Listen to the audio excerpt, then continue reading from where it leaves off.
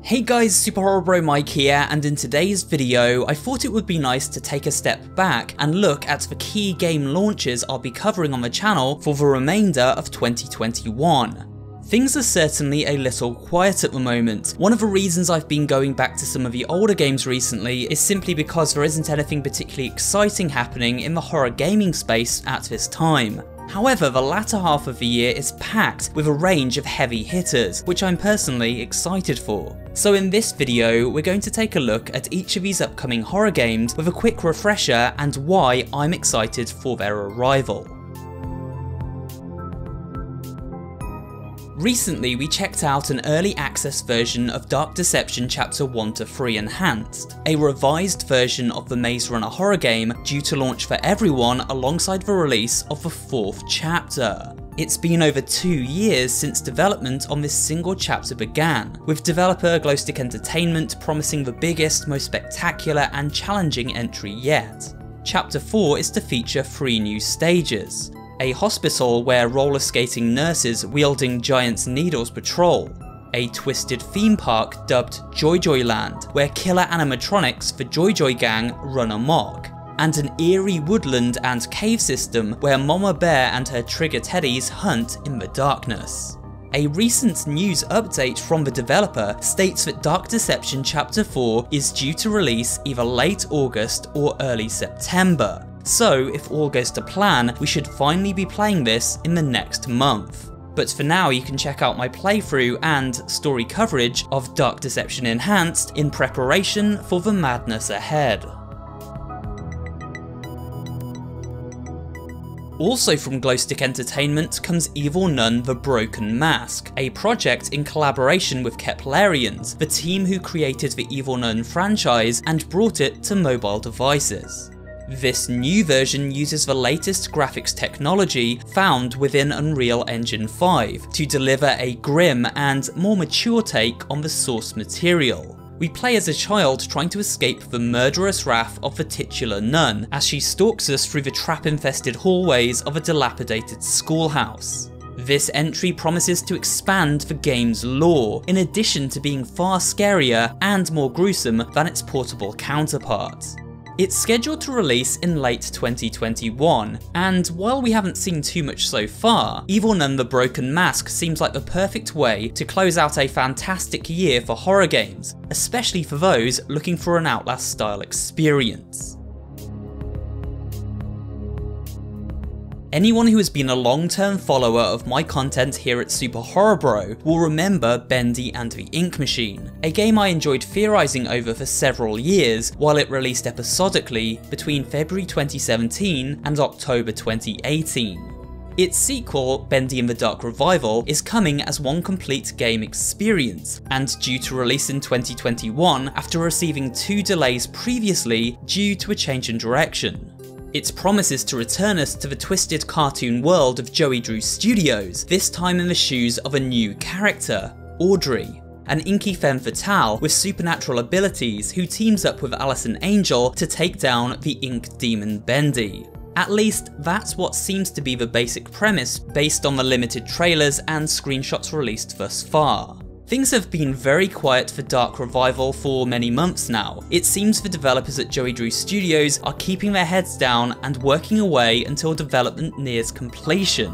But as a big fan of the characters and world created by Vermeetly and his team, I couldn't be more excited to see how this one turns out. We are promised something far more ambitious, impressive, and most importantly scarier than ever before. This year we checked out Alice Madness Returns, in one of many revisits to more retro horror games here on the channel. We dove into a bizarre, freaky and fascinating nightmare realm as envisioned by American McGee, who is now hard at work on a prequel to the original game titled Alice ASYLUM, and we'll see Alice travelling to Wonderland to deal with the death of her parents. There isn't any real gameplay as of yet, but there are character models and gorgeous looking concept art to take a gander at in the meantime. I personally can't see this releasing this year, but last we heard an October launch was the plan, so maybe work on Alice ASYLUM is further on than we've been led to believe. Either way, whether it releases this year or next, you can be sure we'll cover the next entry in Alice's Nightmare Wonderland right here on the channel, so stay tuned.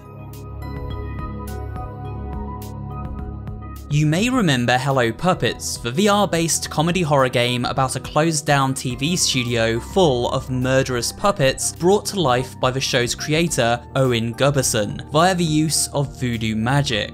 It was a game full of challenging puzzles, weird humour, and many mysteries to solve. The prequel drops VR for a more conventional stealth-focused gameplay loop, one which still aims to scare and puzzle the player in equal measure. We take control of Owen himself and find out exactly how he brought his creations to life and what really happened to the staff working on the abruptly cancelled TV show Mortimer's Handymen. A recent demo showed a great deal of promise, but needs some balancing and polish to ensure the prequel lives up to the high standards set by the original Hello Puppets. It's scheduled for a late 2021 release, and with a demo already out, it seems likely to make that target. One of the biggest horror game releases of them all, it's no secret Five Nights at Freddy's Security Breach has struggled along the way. Originally scheduled for a 2020 launch, Security Breach was pushed back to mid-2021 and then again to late 2021. We've seen no further updates since a trailer and screenshots were uploaded earlier in the year. Developed to be the biggest and most ambitious Five Nights at Freddy's title ever produced, Security Breach is set in a giant pizzeria called Freddy Fazbear's Mega Pizzaplex, and sees the villainous Fanny kidnapping children to aid in the return of William Afton's glitch trap. Or at least that seems to be the basic idea based on what we currently know from the scraps released by developer Steelwall Studios. Security Breach features free roam gameplay while still mixing in elements of classic FNAF timekeeping and camera monitoring. It also introduces new robots known as the Glamrock animatronics, giving characters such as Chica and Freddy a new look, while adding in brand new characters such as Montgomery Gator and Roxanne Wolf. The idea of a big budget free roam FNAF game by the talented team behind Help Wanted and continuing the enticing story of that game is something to look forward to for sure. It's unknown if we'll see Security Breach in 2021, but I do hope Steel will take all the time they need to get the game just right. The final two games on this rundown are a little different. One is not confirmed for 2021, and the other not yet announced, though rumours suggest it's on the cards. Five Nights at Freddy's Plus is a fan-made spin on the original FNAF story, which takes place in an alternate timeline. It is being made by developer Fiznom and published by FNAF mastermind himself, Scott Cawthon. No gameplay has been shown off at this time, however we have been privy to a host of creepy looking renders and teaser trailers, each of these displaying the horrifying animatronic redesigns found within this reimagining. Foxy, Freddy, Bonnie and Chica have never looked scarier. The concept of a FNAF which modernises the original's gameplay, brings in redesigned characters from different titles in the series, all the while presenting a new take on the old story, is surely something for long-term FNAF fans to be excited for. I know I am.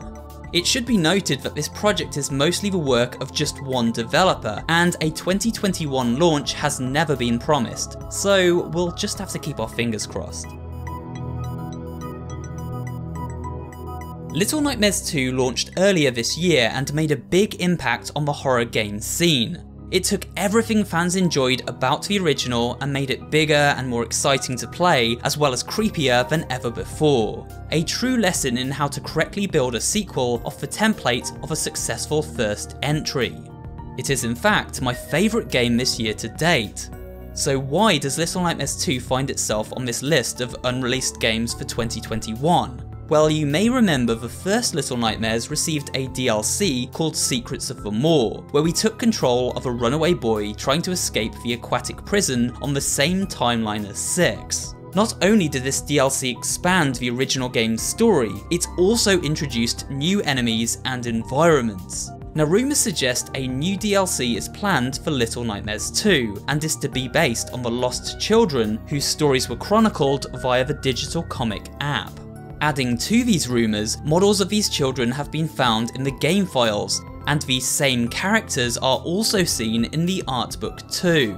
This suggests there will be 3 to 4 mini DLCs, each focusing on a different runaway child, and taking place in familiar environments such as the school, hospital, and streets of the Pale City. After all, we did find the glitching remains of these kids while playing through Mono's story.